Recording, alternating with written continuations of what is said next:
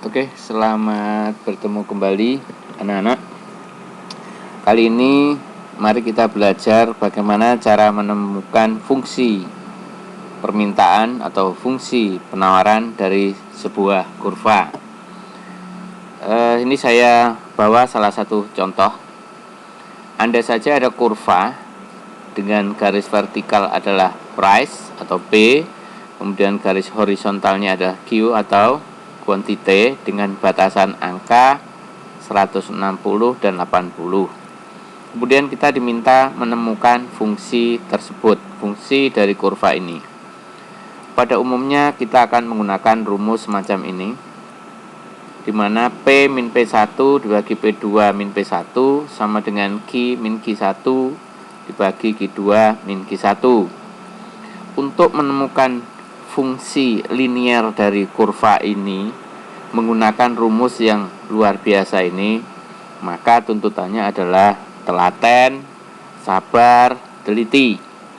Kita akan coba selesaikan dengan cara konvensional atau cara biasa ini.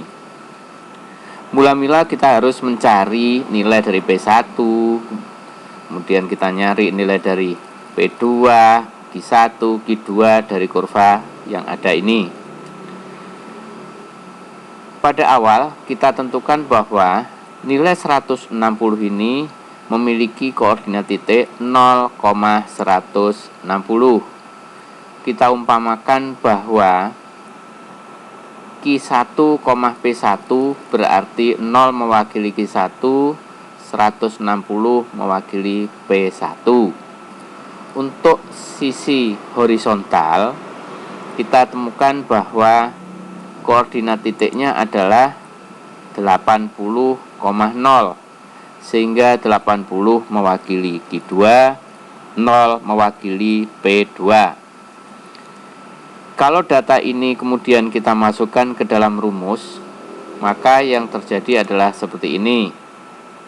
Penyelesaiannya otomatis akan menjadi harus telaten karena menggunakan perkalian silang. Kita sederhanakan terlebih dahulu. 0 min 160 berarti hasilnya adalah min 160.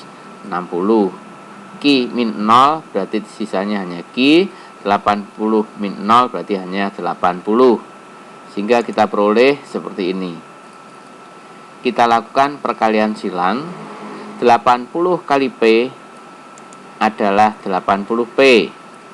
80 kali min 160 adalah min 12.800. Kemudian min 160 dikali Q adalah min 160 Q. Kemudian angka yang tidak ada variabelnya ini kita coba pindah ke sisi kanan. Karena ini minus, maka berubah menjadi plus. Agar menjadi fungsi yang seutuhnya menjadi fungsi price, menjadi fungsi harga, maka setiap sisi, setiap komponen kita bagi dengan angka 80. Hasilnya menjadi P sama dengan 160 min 2Q.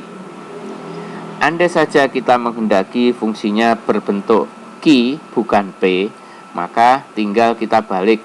Min 2Q kita taruh sisi kiri, P masuk, maka hasilnya seperti ini. Min 2Q sama dengan 160 min P.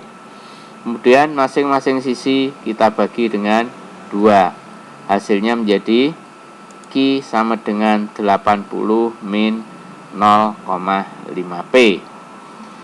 Cukup lama, harus telaten dan teliti untuk menyelesaikan soal sesederhana ini.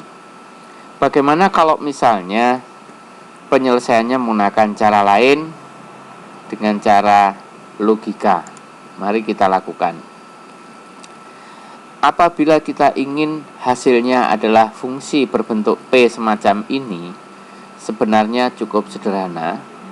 Yang kita jadikan A adalah angka yang ada di garisnya P. Sedangkan yang menjadi B atau dalam ekonomi disebut sebagai slope, ini berasal dari 160 dibagi 80. Sehingga hanya hitungan detik kita bisa menemukan fungsi yang sama. pada sisi horizontal, maka 80 ini akan berfungsi sebagai A. Kemudian B-nya diperoleh dari 80 dibagi 160. Hasilnya sama persis. Apakah ini berlaku untuk fungsi penawaran juga?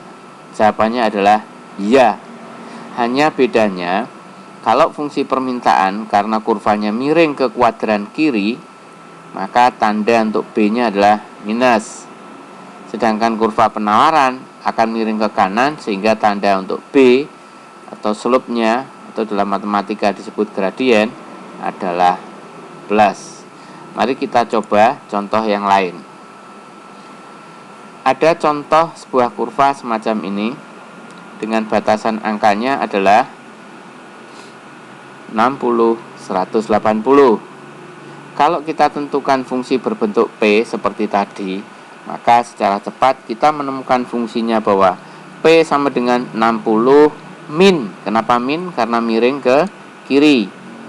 P sama dengan 60 min. Min berapa? 60 dibagi 160 adalah sepertiga, sehingga di sini adalah sepertiga. Untuk yang Q kita akan temukan Q adalah 180. 180 dibagi 63 hasilnya adalah seperti ini. Ini masih kurva permintaan. Bagaimana dengan penawaran? Mari kita coba dengan kurva yang satu lagi. Ini adalah contoh kasus penawaran. Apabila kita menghendaki fungsinya berbentuk P sama dengan atau fungsi harga, maka nilai P kita pasang dulu dengan angka 20. Kemudian B-nya adalah 20 dibagi 80. Maka kita tulis P adalah 20 plus seperempat PQ ya. Mungkin ada pertanyaan, loh ini 80 dibagi min 80 kan harusnya minus seperempat. Aturan mainnya adalah apabila kurva miring ke sisi kiri, maka B-nya bertanda min. Kalau kurvanya miring ke sisi kanan, maka B-nya bertanda plus. Jadi kita tidak perlu berpikir kenapa 20 dibagi minus kok hasilnya plus. Baik, kita lanjutkan. Bagaimana kalau misalnya fungsinya berbentuk Q? Kalau fungsinya berbentuk Q, berarti Q-nya min 80. Sehingga kita peroleh hasil min 80 plus 4P. Dari mana angka 4? Angka 4 kita peroleh dari 80 dibagi 20. Hasilnya adalah 4. Kita nggak usah mikiri tanda ini ketika proses pembagian. Ini jadi sangat mudah menemukan fungsi dari sebuah kurva linier yang umumnya kita temukan pada kurva permintaan dan penawaran. Sekali lagi, anak-anak perhatikan ciri-ciri kurva permintaan dan penawaran. Fungsi permintaan dan penawaran. Fungsi permintaan B-nya selalu bertanda min, baik berbentuk P maupun berbentuk Q. Penulisannya boleh dibolak-balik seperti ini.